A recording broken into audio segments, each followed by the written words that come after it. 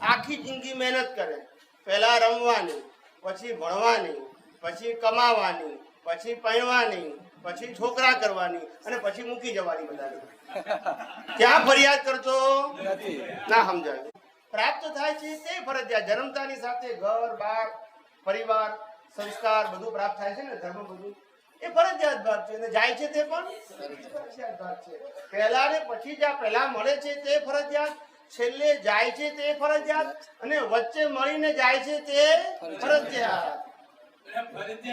આ ફરજિયાત વાળું બધું મરજિયાત સમજાય ત્યાં તકલીફ છે.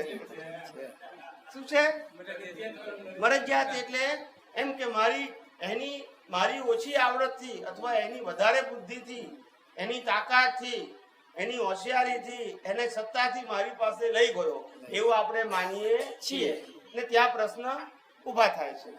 પણ ફરજિયાત સમજીએ તો